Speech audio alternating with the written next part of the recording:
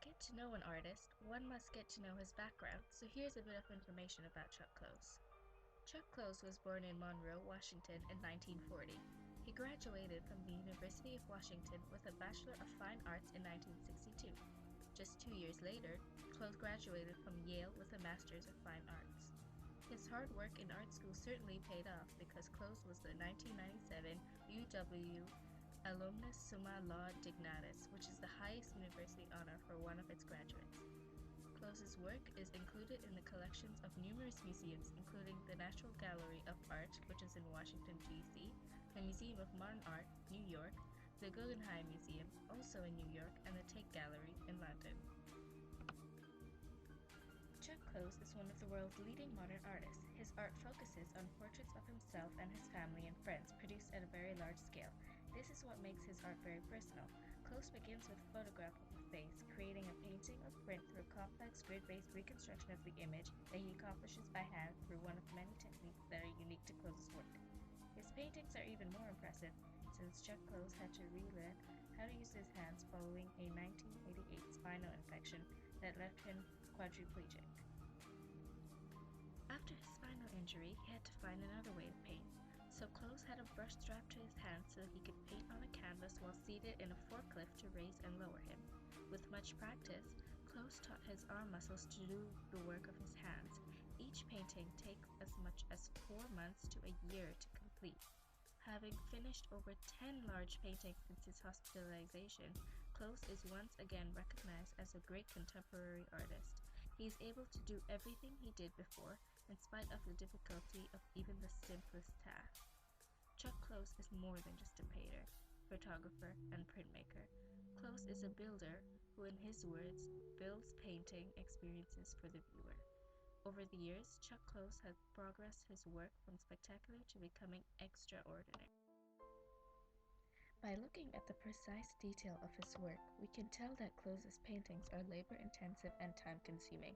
Not a single flaw is left on his canvas, and all the tiny details are accurately added in. Chuck Close himself says that a painting can occupy him for many months, but it is not unusual for one print to take upward of 2 years to complete. In 1977, Chuck worked for months in his studio creating the plate for an etching self-portrait in black and white and aquatint. In 1978, Chuck began fingerprint drawings by inking his finger and making impressions on the gridded surface of paper. The first fingerprint painting of his technique was with an image of Phil. The piece is Phil Fingerprint and was completed in 1978. As you can see on the Phil fingerprint, he literally used the imprints of his finger to create a realistic and exact representation of Phil. And then, he began creating more fingerprint paintings. Close creates his first Japanese-style woodblock print, Leslie, working with Japanese masters in print art and carving in 1986. Leslie has been used as a subject for 2 other paintings, one watercolor when she was young, and another watercolor portrait when she was a bit older. Emma is a remarkable 113-color Japanese-style woodcut that Close produced in collaboration with Japanese woodcut artist Yasu Shibata. Production of the Emma print took over 18 months to complete.